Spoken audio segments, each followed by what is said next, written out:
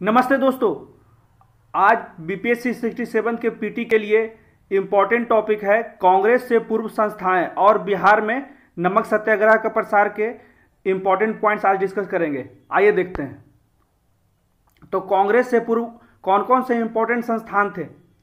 सर्वप्रथम 1836 में बंगाल में बंग भाषा प्रकाशन का गठन किया गया था और 1838 में लैंड होल्डर सोसाइटी की स्थापना हुई जो जमींदारों के संस्था थी। और दूसरा पॉइंट देखते हैं, 1851 में ब्रिटिश इंडिया एसोसिएशन की स्थापना हुई जिसके प्रथम अध्यक्ष राधाकांत देव थे। ये बहुत बार पूछ चुका है एग्जाम में। इसने ब्रिटेन की संसद को एक प्रार्थना पत्र भेजकर अपील की कि उच्च वर्ग के अधिकारियों के वेतन में कमी की जाए और नमक कर एवं डाक शुल्क में कमी की जाए। 1866 में ईस्ट इंडिया एसोसिएशन की स्थापना लंदन में दादा भाई नौरोजी ने की जिसका उद्देश्य था भारत के लोगों की समस्याओं एवं मांग से ब्रिटिश को परिचित कराना। मेनली वो ब्रिटेन में जाके वहां के नागरिकों को भारत के पीड़ा को समझाते थे जिससे इंग्लैंड में जन समर्थन हासिल किया जा सके। और 1875 में इंडिया लीग लिखकर स्थापना शिशिर कुमार घोष ने किया। ये तो एग्जाम में हाल में भी आया था। 1876 में इंडियन एसोसिएशन की स्थापना सुरेंद्र नाथ बनर्जी एवं आनंद मोहन बोस ने की। इस संस्थान को कांग्रेस की पूर्व संस्था माना जाता है। सुरेंद्र नाथ ने कहा कि यह संस्थान संयुक्त भारत की अवधारणा पर आधारित है। इसकी प्रेरणा हमें मेजनी के इटली के एकीकरण के प्रयासों से मिलती है। यह भी बहुत इंपॉर्टेंट पॉइंट है, यह भी बहुत बार एग्जाम में पूछ चुका है।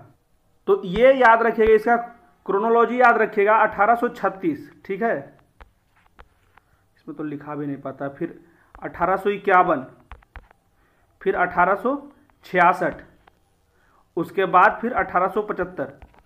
इस तरह से क्रोनोलॉजी याद रखें। उसके बाद फिर 1876 आएगा, उसके बाद डायरेक्ट 85 आ जाएगा।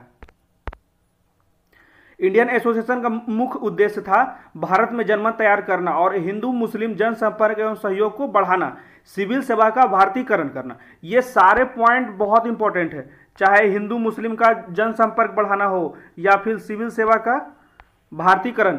इसके लिए सरकार के समक्ष अपना पक्ष रखते हुए लाल मोहन घोष लंदन गए थे, ठीक है। अब आते हैं इंडियन एसोसिएशन की वार्षिक बैठक 1885 में कोलकाता में हुई जिसमें सुरेंद्र नाथ बनर्जी शामिल नहीं हुए थे। ये तो हाल में बीपीएससी में पूछा था कि सुरेंद्र नाथ बनर्जी का किस वार्षिक सम्मेलन में वो शामिल नहीं हुए थे। किसी कारण से वे 1885 में मुंबई में हो रहे कांग्रेस के प्रथम अधिवेशन में शामिल नहीं हुए थे। अब देखते हैं कांग्रेस की स्थापना मेनली कब हुई। कांग्रेस जो शब्द है वो यूएसए से लिया गया है जिसका अर्थ है लोगों का समूह। इसका आरंभिक नाम था इंडियन नेशनल यूनियन और प्रथम सम्मेलन पुणे में किया जाना था,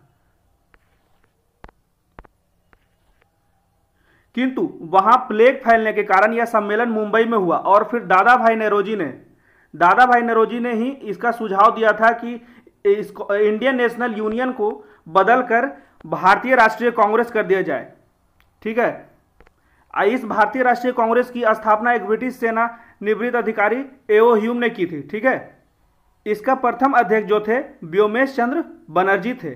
इसमें 72 सदस्य थे। ये बहुत महत्वपूर्ण पॉइंट है, इसमें 72 सदस्य थे, ये याद रखिएगा। अब मैं इसके पीछे का कहानी समझाता हूं कि कांग्रेस की स्थापना के संदर्भ में जो विवाद हुए थे वो क्या थे। तो जो सेफ्टी वॉल्व सिद्धांत था इसका प्रतिपादन लाला लाजपत राय ने किया। उन्होंने एओ ह्यूम के जीवनी लेखक विलियम बेडरबर्न के कथन को आधार बनाकर अपने यंग इंडिया लेख में प्रकाशित किया और कहा कि कांग्रेस लॉर्ड डफरिन के मस्तिष्क की उपज है। वस्तुतः भारतीय असंतोष को पहले ही जान लेने के लिए अंग्रेजों ने इस मंच का गठन किया। दरअसल लाला लाजपत राय ने यह आलोचना कांग्रेस के उदारवादी नेतृत्व के संदर्भ में की थी। उस समय नरम दल और गरम दल का थोड़ा झगड़ा चल रहा था, इसके कारण हुआ था, ठीक है। अब इसको कैसे सही किया गया ये देखा जाए तो ये तड़ित चालन का सिद्धांत है जो गोपाल कृष्ण गोखले ने इस सिद्धांत के तहत कहा कि कांग्रेस की स्थापना को स्पष्ट कैसे किया जाए। उसके अनुसार सरकारी असंतोष से बचने के लिए ही एओ ह्यूम का प्रयोग किया गया। दरअसल कांग्रेस का संस्थापक कोई ब्रिटिश नहीं होता तो यह आरंभ में ही दमन का शिकार हो जाता। अतः दमन से बचने के लिए भारतीयों ने एओ ह्यूम का नेतृत्व स्वीकार किया। तो इसका क्या निष्कर्ष निकलता है कि कांग्रेस की स्थापना के संदर्भ में सेफ्टी वॉल्व जो सिद्धांत था वो प्रमाणित नहीं होता है, क्योंकि डफरिन को बाद में इसके गठन की सूचना मिली। डफरिन को पहले से सूचना ही नहीं थी। तो ह्यूम के पत्रों से भी यह प्रमाणित होता है कि डफरिन और ह्यूम में ज़्यादा बनता नहीं था। डफरिन और ह्यूम का संबंध स्वयं ही कटुतापूर्ण था। डफरिन ने कांग्रेस की आलोचना करते हुए इसे मुट्ठी भर लोगों का समूह कहा। इस तरह कांग्रेस की स्थापना को ऐतिहासिक विकास के संदर्भ में समझने की आवश्यकता है। इसे एक व्यक्ति के मस्तिष्क का उपज मानना, ऐतिहासिक प्रवृत्तियों को न समझना है। वस्तुतः कांग्रेस से पूर्व भी कई राजनीतिक संस्थाएं बन चुकी थी, राष्ट्रवाद का प्रचार हो रहा था। ऐसे में भारतीय आशाओं और समस्याओं को एक मंच पर प्रस्तुत करने के लिए ये बहुत ही महत्वपूर्ण कांग्रेस की स्थापना थी। ठीक है, ये था पूरा माजरा। अब आते हैं आगे। नमक सत्याग्रह के बारे में थोड़ा समझते हैं। नमक सत्याग्रह कब हुआ था? सविनय अवज्ञा आंदोलन जब शुरू हुआ था उसी में। तो 12 मार्च 1930 को गांधी जी अपने 78 अनुयायियों के साथ साबरमती, ये हमेशा क्वेश्चन पे पूछा जाता है कि कहाँ से उन्होंने आरंभ किया था अपना दांडी मार्च, तो साबरमती से। ठीक है, साबरमती आश्रम से दांडी यात्रा की और 6 अप्रैल 1930 को समुद्र तट पर पहुंचकर नमक कानून का उल्लंघन किया। इस बीच कितने दिन लगे? तो बीपीएससी के अनुसार 24 दिन लगे हैं। सुभाष चंद्र बोस ने गांधी जी के दांडी मार्च की तुलना नेपोलियन के पेरिस मार्च और मुसोलिनी के रोम मार्च से की है। ठीक है, नमक सत्याग्रह का प्रसार दक्षिण भारत में, ये सारे पॉइंट बहुत इंपॉर्टेंट कि कौन से जगह से कौन नेतृत्व करता थे नमक आंदोलन के। तो दक्षिण भारत में तमिलनाडु में तंजौर के समुद्री तट पर राजगोपालाचार्य ने नमक यात्रा प्रारंभ की। तो मालाबार के कलप्पन ने कालीकट से पोयानूर तक यात्रा की। वहीं आंध्र प्रदेश के विभिन्न क्षेत्रों में नमक सत्याग्रह के मुख्यालय के रूप में कार्य करने के उद्देश्य से शिविरम की स्थापना की गई। वहीं यहाँ कौन कौन से पॉइंट हो गए? एक हो गया तमिलनाडु, एक हो गया मालाबार, आंध्र प्रदेश और मुंबई। मुंबई के धरासान तट पर सरोजिनी नायडू के नेतृत्व में आंदोलन चल रहा था। यहाँ पुलिस ने व्यापक दमन चक्र चलाया। पुलिस जाति का आंखों देखा वर्णन बेलमियर नामक अमेरिकी पत्रकार ने अपने पत्र न्यू फ्री मैन में किया। ठीक है, ये भी याद रखना, न्यू फ्री मैन जो अमेरिकी पत्रकार थे वो लिखे थे, इसी में ये पूरा सिनारियो का वर्णन किए थे। अब आते हैं बिहार में नमक सत्याग्रह का प्रसार। आजकल लगातार बीपीएससी में पूछ दे रहा है कि बिहार में नमक सत्याग्रह का प्रसार कहाँ और कौन किए, तो इसलिए मैं ये वीडियो लेके आया हूँ।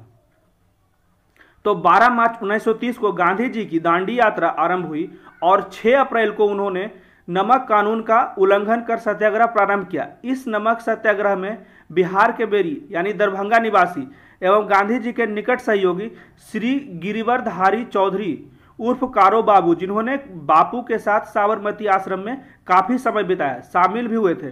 बापू के साथ साबरमती आश्रम में दांडी के लिए प्रस्थान करने वाले 78 स्वयंसेवकों में गिरिवरधारी चौधरी बिहार के एकमात्र प्रतिनिधि थे। और ये भूलना नहीं है कि ये नमक सत्याग्रह में 78 स्वयंसेवी थे और वहाँ कांग्रेस के कितने थे सदस्य? 72। ये याद रखना है कि कांग्रेस में 72 सदस्य थे और यहाँ नमक सत्याग्रह में 78। कंफ्यूज नहीं होना है। बिहार में नमक सत्याग्रह का आरंभ 15 अप्रैल 1930 को चंपारण और सारण जिला में नमकीन मिट्टी से नमक बनाकर किया गया। अब यहाँ देखते हैं कि कौन कौन से इंपॉर्टेंट जगह था। जैसे पटना में आ गया जगत नारायण लाल, उसके बाद सारण में आ गया गिरीश तिवारी और चंद्रिका सिंह। अब मुजफ्फरपुर में आ गया राम दयालु सिंह और रामानंद सिंह। और मुंगेर में आ गया श्री कृष्ण सिंह। ठीक है, अब दरभंगा में आ गया सत्यनारायण सिंह। ठीक है, तो सविनय अवज्ञा आंदोलन के क्रम में ही बिहार में चौकीदारी कर बंद कर देने के लिए भी आंदोलन हुए और 26 जनवरी 1932 को समस्त बिहार में स्वाधीनता दिवस मनाया गया। तो ये था हमारा आज का इंपॉर्टेंट वीडियो, जो कांग्रेस से पूर्व संस्थाएं और बिहार में नमक सत्याग्रह किस क्षेत्र में किसके नेतृत्व में हुआ, ये सारा महत्वपूर्ण बिंदु था। कैसा लगा वीडियो जरूर बताएं। Thank you.